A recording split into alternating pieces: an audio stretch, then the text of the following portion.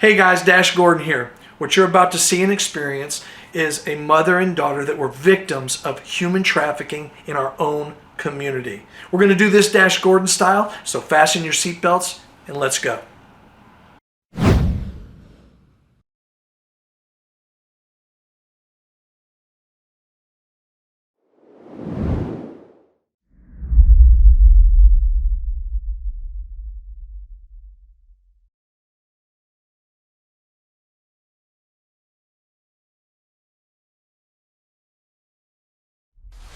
An estimated 24.9 million victims worldwide at any given time, human traffickers prey on adults and children of all ages, backgrounds, and nationalities, exploiting them for their own profit.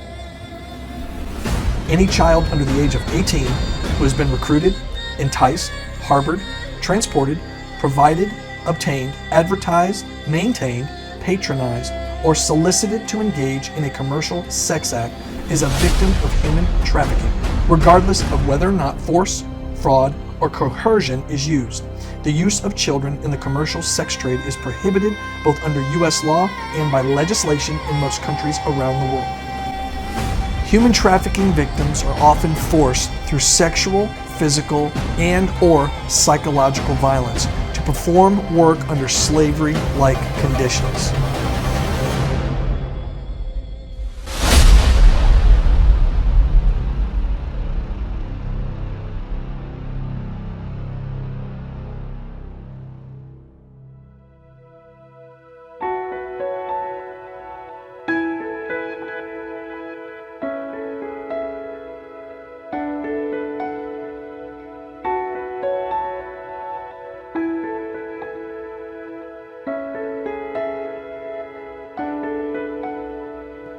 I know, I was getting the good lighting.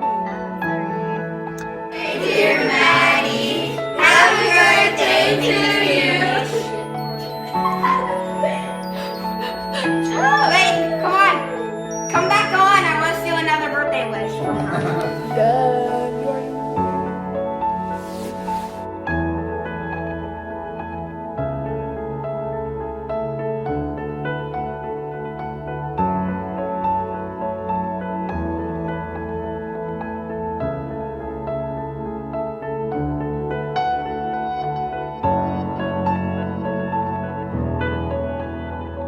Thank you for being here today.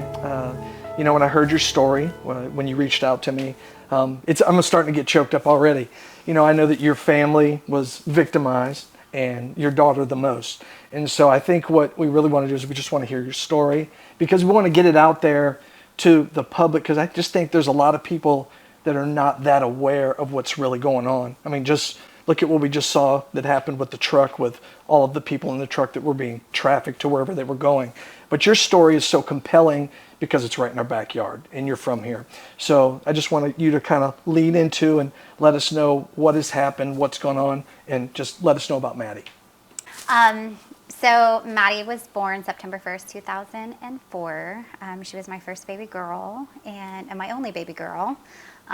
She was a very vocal child from day one. The moment she could start talking, she was very loud. She had a presence in a room anytime she walked in, even when she was just learning to walk.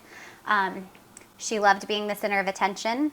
She loved cuddles. She loved just being in the spotlight.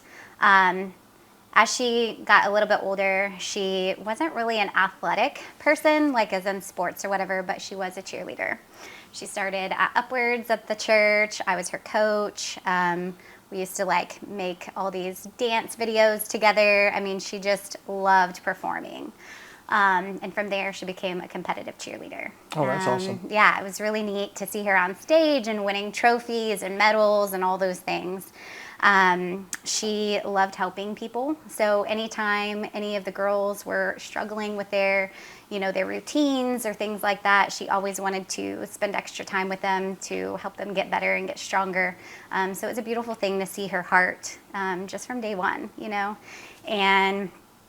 And 2007, I was remarried. Her dad and I split up when she was 6 months old. So he wasn't really a part of the competitive cheerleading. He wasn't really a part of a lot of the things that she was involved in, and that was really hard for her.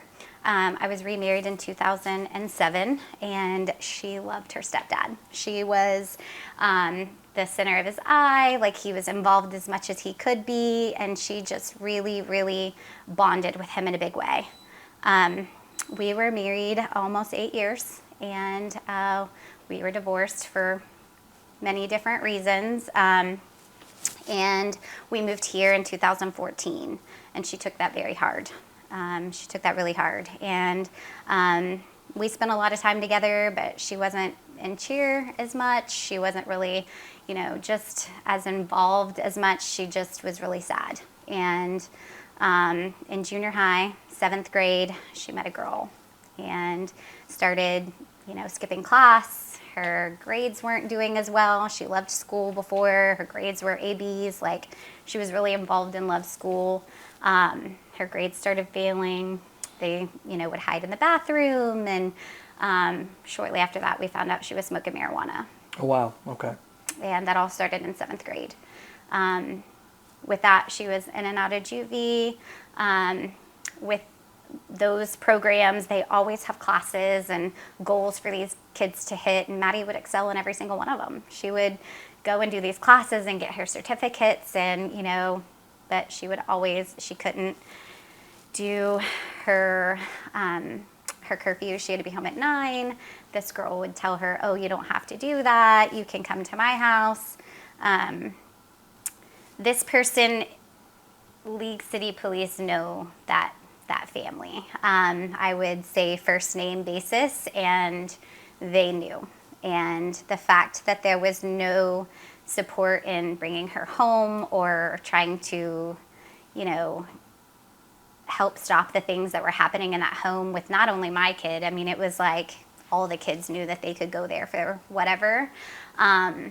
And LCP knew about it. So that was kind of a struggle of trying to help her stay on track, because I didn't feel like I really had a lot of support in that aspect. I love LCPD, so I'm not trying to, talk trash about them or anything. They were always very supportive. Anytime Mady was missing, didn't come home for her curfew, they would have to come and get her for whatever, not passing a drug test or whatever. They were always very supportive in trying to talk to her and not really be like, "Oh, you're a criminal," because she wasn't. She was just making some bad choices. But for her, Nikki, and I've got daughters, so for her, did she ever really just say, "This is why this is going on"? I mean, what was really down deep inside of her? What was making her do the things that were just so out of the ordinary? Mady didn't like to be told what to do. Okay. At all. She is a free spirit. I could have tell. no idea where she gets that from. Yeah.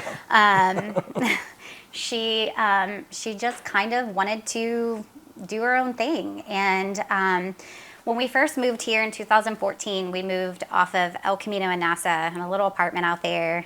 And I saved up for us to get a house in League City. Saved up, and shortly, right before we moved, my ex-husband went missing, and we missed some income and things like that. So it was really, really hard going from an apartment to then having to have all the funds for a home. Sure. So I was working 2 jobs, and so I wasn't home as much as well. And so I felt like Mady felt like she needed to kind of run the household when I wasn't there. And I think that's kind of where that free spirit and that strong will really came through. So through all of this, Mady gets caught in a bad spot. And so I really want you to kind of elaborate on that, because that's something that I even fear having a daughter. My wife fears anybody that has a daughter, a child, a son, whatever else. It's so rampant, and it seems like it's uncommon. We don't hear enough about it, but it's happening daily. And it's tragic sometimes, for the families when it doesn't end well. What happened next? So as she was in and out of juvie, the way that it works is they have different levels that they go up, and they can only go up to so many levels before they go to TDC, I think is what it's called. It's like kid prison, Sure. Youth prison. And of course, we didn't want that for her because she wasn't a bad kid. She wasn't a criminal. She was just making really bad choices, you know? And so she went to what's called level 6. And these kids have to like be voted in to get it. It's 2 girls in the entire pod, and they're there for a full 6 months. And they can only talk to each other. In fact, they can't talk until they get to a certain level within this level. Once they complete that 6 months, they have a graduation ceremony. And all the girls from the whole like juvie center, of all the different pods, all the females get to come and be a part of her little graduation ceremony. And there was this one girl that was with her, or that one girl that was with her, slipped her a note as we were leaving, and which was against the rules. And the head guy, I don't remember what his title is, but he's over the whole jail. He was like, that's against the rules. He took it from her. But Mady was so like loving and so kind and so like convincing that like, you can let me, you know, finagle this rule, if you will. And they let her keep the note. And none of us thought to even look at it. We just figured it was a congratulations, Sure. you know, I want to be where you're at someday, motivational thing. That's just what we assumed. Come to find out, it was Snapchat information for this girl's boyfriend. And Mady was home for a little bit, and Mady ran away. And she went missing for, gosh, I think it was about 2 weeks. All the days blur together. And I use an iPad for work that my campers, they use to come check in. And Mady and I shared an iCloud account, but she had turned off her location, so we couldn't find her.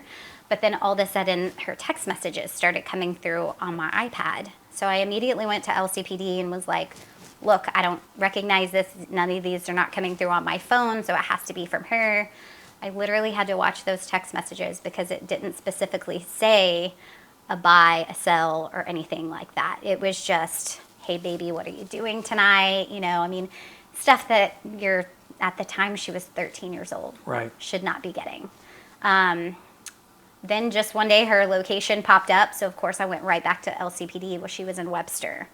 And they were just going to give it to Webster and say, here. And I did have enough knowledge of seeing things that I was like, if we go and knock on that door and say we're looking for Madeline, she's going to be gone and I'm never going to see her again. So LCPD was wonderful. They got some undercovers that kind of surrounded the house that she was at. When they came out, they pulled her over. And I was told that they actually rescued 2 other girls. Wow. Mady she was with LCPD for hours. I think that it's like 4 or 5 hours. And she told them everything. What this guy was doing with her, what they were doing in that house. You know, he kept taking her to Houston and putting her in a hotel and things like that. After that, we found a place called The Refuge in Austin. And it's a facility for girls who have been trafficked. And they get to go there for their healing process. And Mady went there the week before Christmas, which was one of the hardest times to go, right? Because families are all supposed Sure. to be together. We had to go 30 days without talking to her. And so she could get acclimated into the program and things like that. After that, I drove to Austin every single weekend to be with her. And it was so great to see how these women were professionally, but loving her and supporting her and keeping me in the know of how she's doing. She started a running club there because she loved to run. She started a little fitness class with some of the girls because that's what we did together. We used to work out together. Right. And Were you getting feedback from Mady? Things are going well. I'm doing better. was doing great. Yep. Yeah. She would call me once a week and I saw her on the weekends. In fact, they told me that she was only allowed to get visits every other weekend. And I was like, well, that's not happening. I'm going to show up every weekend to see my kid. Sure. So they, didn't like me at first, but they, started seeing a mom that was showing up at the gate waiting for, to see her daughter. There were some things that happened there. She was assaulted by another youth. And I was so proud of her because Mady didn't take anything from anybody. You threaten her, you put your hands on her, she's coming back at you. And she didn't. She just laid there. The staff got her. She actually wanted to press charges on this girl. I mean, it just was a huge change in her because she didn't have any faith in the police, because of where she had been, Sure. know. And none of us really know. I mean, what Mady went through, we've never been through it. So her mindset, everything. I mean, I can only imagine, those people that take these young girls. I mean, they brainwash them, and they just the things that they do. I mean, it's just it's crazy. But how long did Mady? When was finally Mady? When did she finally come out of Austin and get back home? Well, so we had that incident. They didn't allow her to press charges, but we pushed for the other youth to leave, which is awful to say, but I mean, probation was part of that too. They were Sure. like, we have to have her safe, and so the other girl has to go to another program. Shortly after that, a staff member slipped her drugs. Wow. And so probation was like, that was the last straw. We pulled her back. They put her into An actual staff member Mm-hmm. at the facility slipped Mady, knowing everything Maddie's been through, Yep. slipped her drugs. Wow. gave her drugs. So she failed a drug test, and probation was like, okay, that's the last straw. So we had her come home. She went and stayed with my parents for a little bit because my mind is thinking, okay, we just got to get her out of League City. We got to get her out of this area. Right. Thinking that being, even a couple hours away, she'll be safer. She ran away from there, and that's where statistics show that these girls go back at least 7 times. So Mady, what I've been told, met a guy at Topless Weekend in Galveston, the Jeep Sure. topless And thing. at this time, she's 15. She's 15 at this time. Yes, yeah. So this is a couple years. Yes, thank you. And just got back into it. And at this point, Mady was calling me all the time saying, I just want you to know I'm okay. I'm not going to tell you where I'm at, but I just want you to know I'm okay, because we were very close. And I was like, okay, I just need to know that you're okay. Sure. And I would, of course, let authorities know, like, hey, I've heard from her, but she wasn't using her phone. So we didn't have, my parents, back up, my parents took her phone, so she didn't have a phone. So when she left, we had no way to track her. We had no way to ping a phone or anything like that. So when she was calling me, she was calling me from other numbers, and just saying, I just want you to know I love you, and this and that. I hadn't heard from her. And then How long had it been? What was the time frame you hadn't heard from her? a couple of days, maybe. Okay. And then she calls me June 6th, and she's crying. And she's like, Mom, I have to go to the hospital. And I'm like, well, where are you at? I'll come get you. And she's like, you can't come here. It's dangerous. And I said, I don't care. Like, where are you?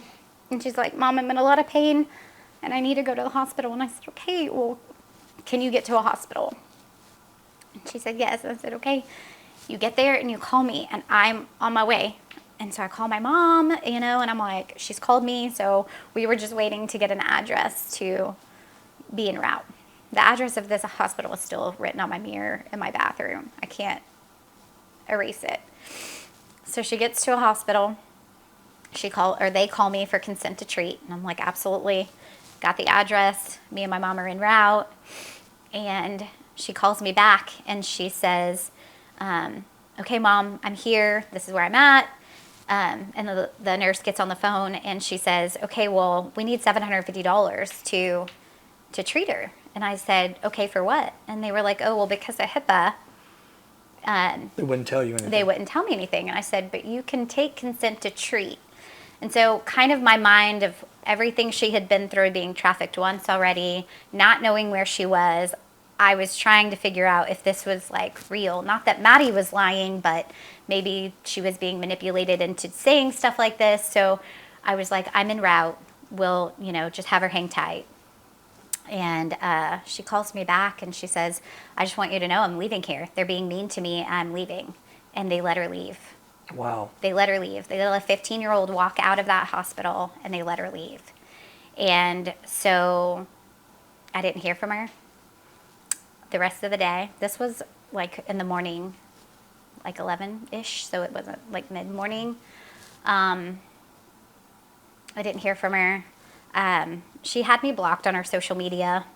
So So you couldn't see anything. Right. Yeah. And she Snapchatted everything. So I messaged her friends and I was like, I need you to look at her Snapchat. Nothing. Look at her Instagram. Nothing.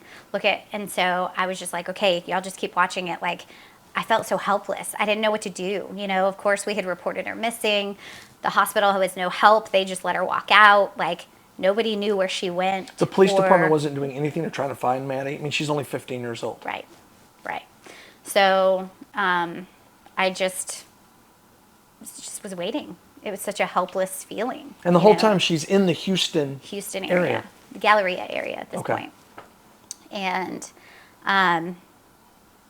like midnight that night, around midnight, I just felt this empty feeling.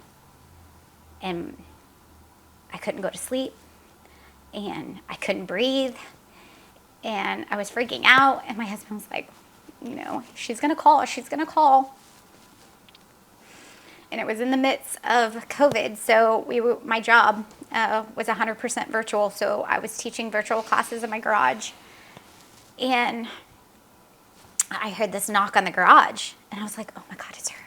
It's her. So I get out of the screen and I go by my garage and I'm like, oh my God, baby girl, I'm so glad you're home. You know, just let me finish my class and, you know, I'll open the door. And so I walk back over and then it's like this loud bang. And my husband travels sometimes for work and he was on my virtual workout and he looked at the cameras and he was like, Nikki, there's cops in the driveway. So I opened the garage and I was like, you know, hi, you know, what's up? And he was like, it's about Madeline. And so I was like, oh, okay, you got her. She's safe. Where's she at? And they were like, we need to come in and talk to you. And I was like, well, I'm teaching my class. I mean, I was like, you know, I was thinking I was overthinking things last night, right? Or the night before. And they were like, no, you need to shut all this off and we need to come inside. You're probably going to have to contact the medical examiner's office. And so I came to the camera and I was bawling. And so I closed it all out and we went inside and they wouldn't even talk to me until somebody got there to be with me. My boys were upstairs sleeping at the time. And finally, the director that I work with and one of my great friends shows up. And so I called the medical examiner's office and she was there. You good? You need a break? Okay.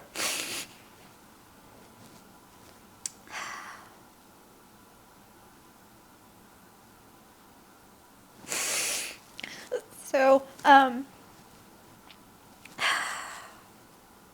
then we were obviously trying to figure out, you know, what happened.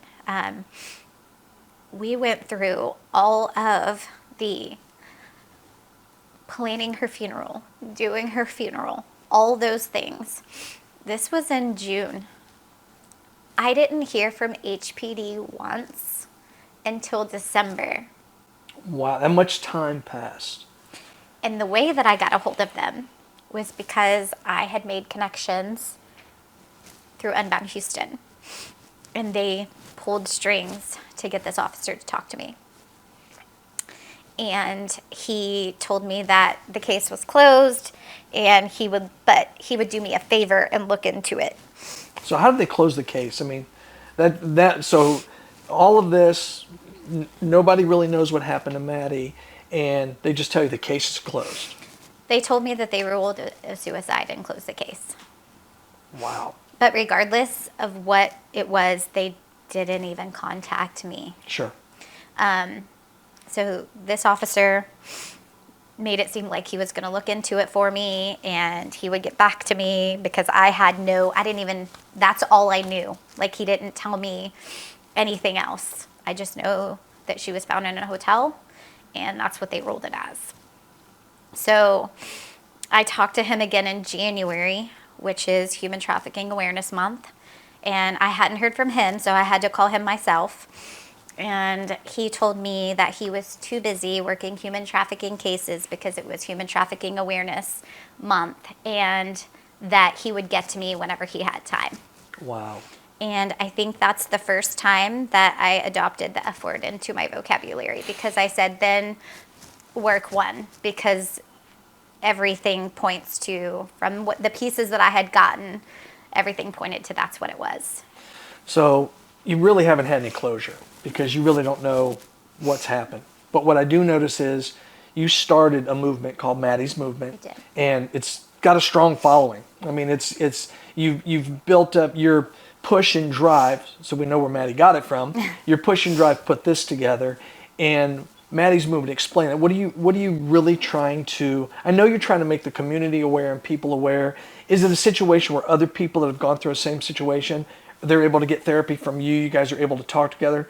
What is that whole thing with Mady's Movement? So I have parents reach out to me all the time, and of course I don't have the answers of everything, but I try to share our experience because I never want anybody else to go through this. And so, yes, community awareness is something that we really start to, do through our community events and things like that.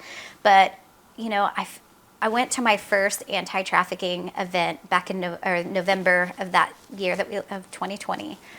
And it just hit me because there were so many vendors there that were anti-trafficking organizations. And I was like, if this organization is so big and so old and we have so many people fighting, why aren't we getting ahead? Agree. And I feel like it's because we're being very reactive, and we need to be more proactive. And that starts with our community base. And so it's really building a strong community. We do monthly events, and a lot of it is education and awareness, but it's also bringing families together and just building that strong bond. And I want it to be fun things that we do in the community together, so that it's the same people that are connecting and building these bonds, so that when a kid is, out and about and they're in trouble and they see this crazy guy in a Dash costume, or they see this crazy lady with purple hair, they know that's a safe place. You're like, oh, I remember seeing that person at that event. Mom told me that's a safe person. I'm in trouble. I can go to that person. Because unfortunately, in the world that we live in, it's not always a uniform that's a safe place to go, So really learning that through that is kind of what I started it for. We do a lot of work with Unbound Houston. We have a big event that's coming up July 30th. We're actually going to start hitting up some hotels and offering them some free training and things like that. So that they can be aware when they see something that's kind of out of the ordinary, they know what might possibly be going on. Yes, because when I finally did get some information from the police report from Mady's case, there were so many points that that was red flags from the moment that I read it. They missed a lot of things. And the thing that bothers me the most about Mady's case is no matter what it's ruled as, the man that checked her into that hotel is a registered sex offender for trafficking a 15-year-old girl. Now, is he in jail? They won't even talk to him. Really? Wow. Yeah. That's unbelievable. Now, was there one or more culprits other than the one? Yes. Okay. So remember when I told you about the letter, yes, the Snapchat and things like that? So that situation, in the midst of Mady sharing everything with LCPD, this guy videoed himself raping my daughter on Snapchat and sent it to my son every single day. So that man we do have in jail. We actually go to court August 17th, and I'm hoping that we can have all of League City there for his sentencing hearing, because it's one step in the right direction for justice for Mady and justice for Galveston County. Well, I'll tell you this: it's hearing your story. It's it's making me a mess just hearing it and knowing what you've been through, and to see how strong you are. But what I want to do is kind of on the flip side, talk about something special that you're holding. This little cute pink bear that, I know that you're carrying around 24/7 everywhere you go, everywhere you are. Just give us a little backstory on that bear and what that bear means to you and how special it is. So my kids lost their dad in 2018. And one thing that my son really remembers him by is his voice, and he never wants to forget what his voice sounds like. So he has a voicemail that he saved, and he listens to it all the time because he's like, I don't want to forget Dad's voice. So as soon as we lost Mady, he wanted to go to Build-A-Bear with my husband, and he made this for me, and it's equipped with Maddie's voice.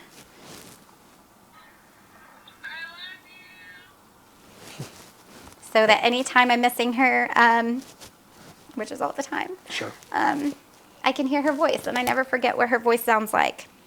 So he helps me dress her, and he gets her little outfits, and she travels with us and goes on adventures, and it's probably the most special gift I've ever gotten in my life. It's pretty incredible. Last thing is, if there's really one thing that you want to put out there, a strong message, what do you want to say? Because this is going to reach out to a lot of people. Yeah. And the purpose of doing this was to share something that's tragic that a lot of us don't realize could just be next door.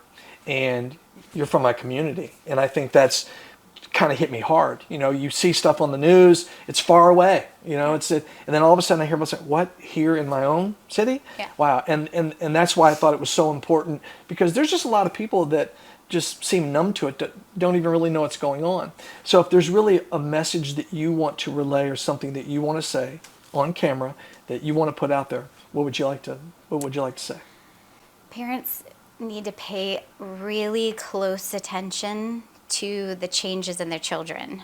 Looking back, you know, I did, as soon as we found this out and I connected with Unbound, I've tried to do any of their trainings and learn, and I go to their coalition meetings. Like, I want to learn the ins and outs of what my daughter went through.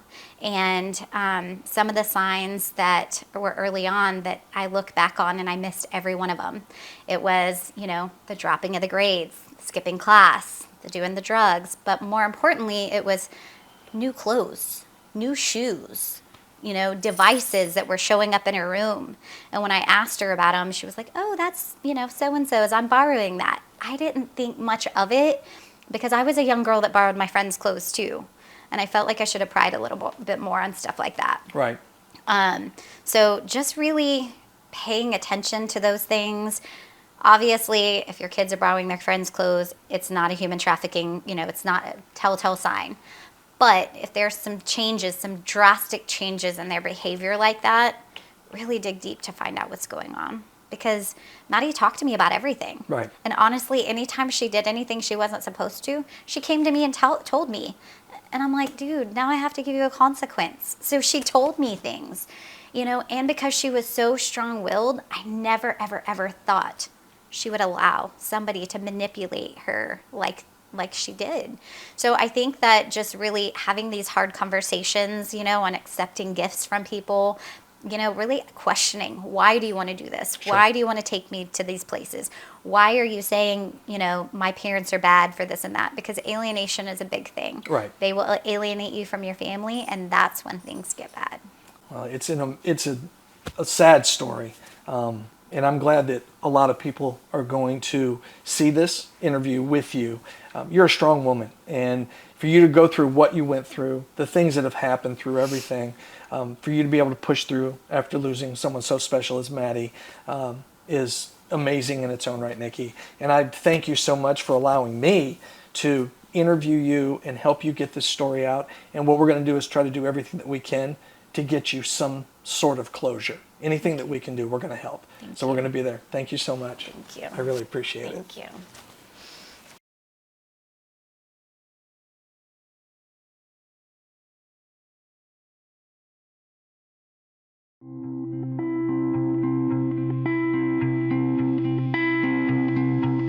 Tell me, what does it look like in heaven? Is it peaceful? Is it free like they say? Does the sun shine bright forever? Have your fears and your pain gone away? 'Cause here on earth it feels like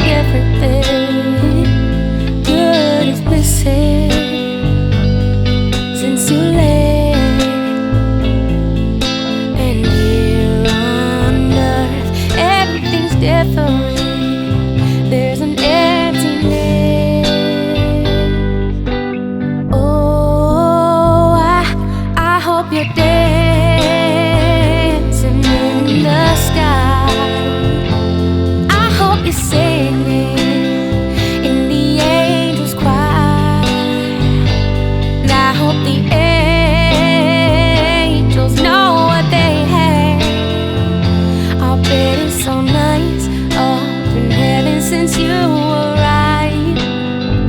So tell me, what do you do up in heaven?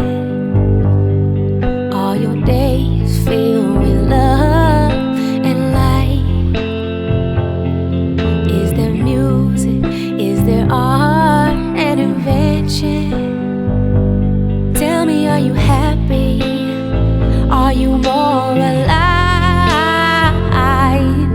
'Cause here on earth it feels like everything good is missing since you left. And here on earth everything's different. There's an emptiness. Oh, I hope you're dancing in the sky, and I hope you're singing in the angels' choir, and I hope the angels know what they have. I bet it's so nice up in heaven since you arrived. I hope you're dancing in the sky, and I hope you're singing in the angels' choir, and I hope the angels know what they have. I bet it's so nice up in heaven since you arrived.